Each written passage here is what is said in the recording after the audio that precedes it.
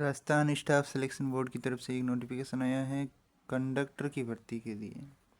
तो देखते हैं क्या नोटिफिकेशन है और कब फॉर्म भरना है। तो पहले कैंडिडेट कॉर्नर पर जाएं, बाद में एडवर्टाइजमेंट पर क्लिक करेंगे तो यहाँ पर ये नोटिफिकेशन आया हुआ है 20 दिसंबर को। कंडक्टर 2024 का नोटिफिकेशन है। इसको ओपन करते हैं, पहले डाउनलोड करते हैं। डाउनलोड हो जाएगा, अभी डाउनलोड हो गया, ये खुल गया। तो इसके अंदर क्या लिखा है, राजस्थान कर्मचारी चयन बोर्ड जयपुर के द्वारा परिचालक सीधी भर्ती 2024। विभाग का नाम है राजस्थान राज्य पथ निगम परिवहन निगम। पद का नाम है परिचालक। कुल पद है 500, जिसमें से गैर अनुसूचित क्षेत्र हैं 454 और अनुसूचित क्षेत्र के हैं 46।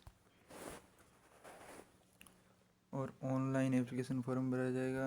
ऑनलाइन आवेदन करने की प्रक्रिया क्या क्या है इसके बारे में सबसे पहले वेबसाइट पर जाना है। वो तो ई मित्र वाला भर देगा आसानी से।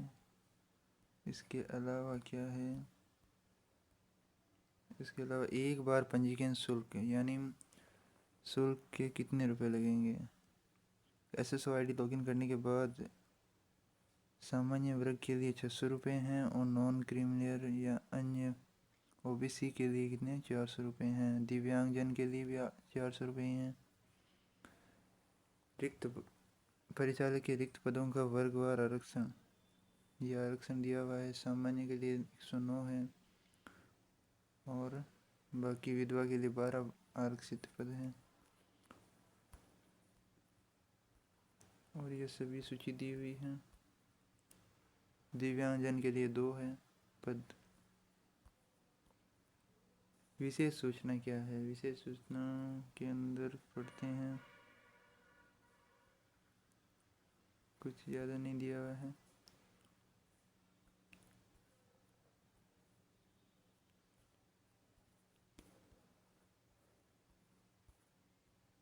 उत्कर्ष खिलाड़ियों के लिए भी आरक्षित पद है कुछ न कुछ।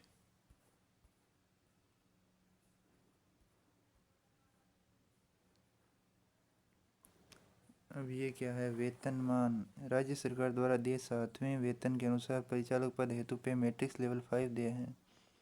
और पात्रताएं शैक्षणिक योग्यता क्या है कि मान्यता प्राप्त बोर्ड से सेकेंडरी परीक्षा उत्तीर्ण, यानी 10वीं पास होना चाहिए। परिचालक के पास लाइसेंस एवं वेज आवश्यक है। इस भर्ती हेतु निर्धारित शैक्षणिक योग्यता में परिचालक लाइसेंस आवेदन पत्र प्रस्तुत करने की अंतिम दिनांक को पूर्ण होनी चाहिए। अन्यथा आवेदन की अंतिम दिनांक के बाद शैक्षणिक योग्यता में परिचालक लाइसेंस वेज प्राप्त करने वाले अभ्यर्थियों को इस भर्ती हेतु मान्य नहीं माना जाएगा। अन्य योग्यताएं होनी चाहिए, भारत का नागरिक, नेपाल, भूटान, सब को ले रहे हैं। और आयु क्या होनी चाहिए, आयु 1 जनवरी 2026 से 18 वर्ष की आयु प्राप्त कर चुका होना चाहिए और 40 वर्ष मैक्सिमम आयु है।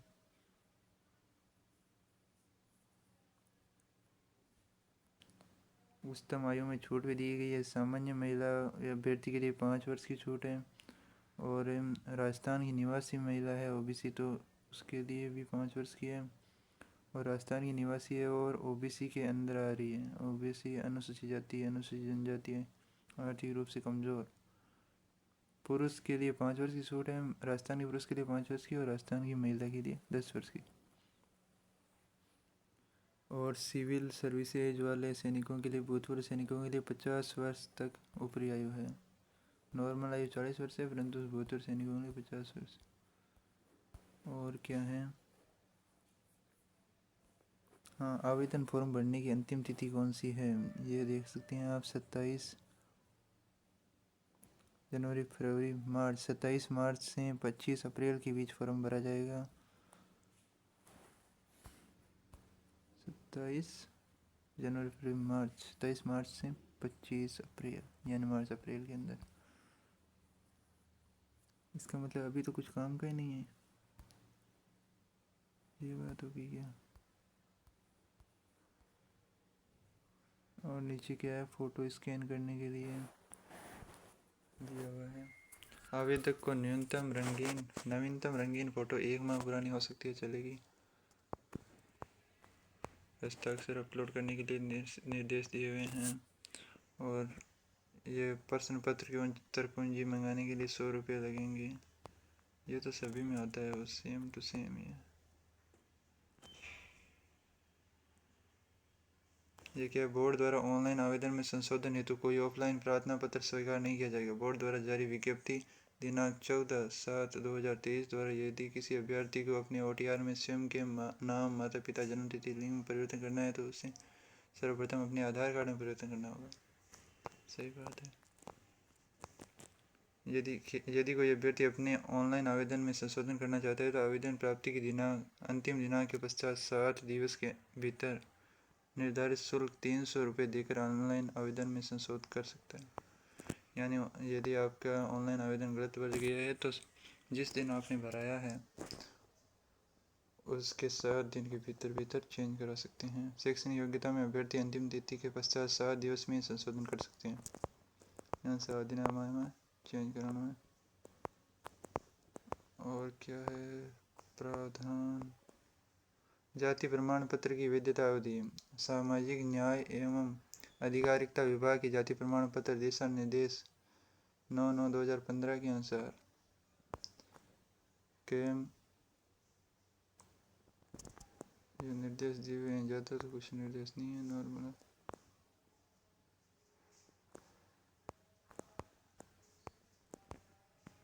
आवेदन में गलत सूचना प्रस्तुत होने पर अनुसूचित साधनों की रोकथाम।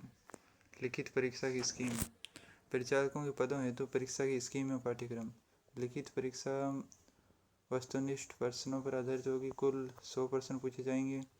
प्रत्येक प्रश्न 1 अंक का होगा। लिखित परीक्षा 100 अंकों की होगी। लिखित परीक्षा की अवधि 2 घंटे की होगी। सभी प्रश्न अनिवार्य हैं। गलत प्रश्न के लिए कोई नकारात्मक अंकन नहीं होगा। यहाँ नेगेटिव मार्किंग है कोई नहीं। पूरा 100 प्रश्न है, एक प्रश्न को 1 नंबर। और कहाँ सिलेबस आ रही है। सामान्य ज्ञान, गणित और समसामयिक घटना और जनरल इंग्लिश, सामान्य हिंदी, इतना ही है सिलेबस। बहुत छोटा है। इसके अंदर देख सकते हो गणित में जोड़ना, घटाना, गुणा, भाग, लावा नहीं, नॉर्मल है। तो 10वीं पास तक ये है, तो आप भर सकते हैं इसका फॉर्म थोड़ा लेट है क्योंकि ये बता रहे हैं मार्च में भर सकते हैं फॉर्म। मार्च अप्रैल के मध्य 22 मार्च बताया था, यहीं पर तो था, कहीं था ये लिखा हुआ है ना, 27 मार्च से 25 अप्रैल तक। ये आप स्क्रीनशॉट ले लें या इसको याद रख लें। और जो भी जानकारी आपको चाहिए इस चैनल पर आपको मिल जाएगी। लाइक करें, सब्सक्राइब करें। अब वो लाल बटन है उस पर क्लिक हो जाना चाहिए। आप कुछ भी करें। Thank you. मिलते हैं किसी और जानकारी के साथ।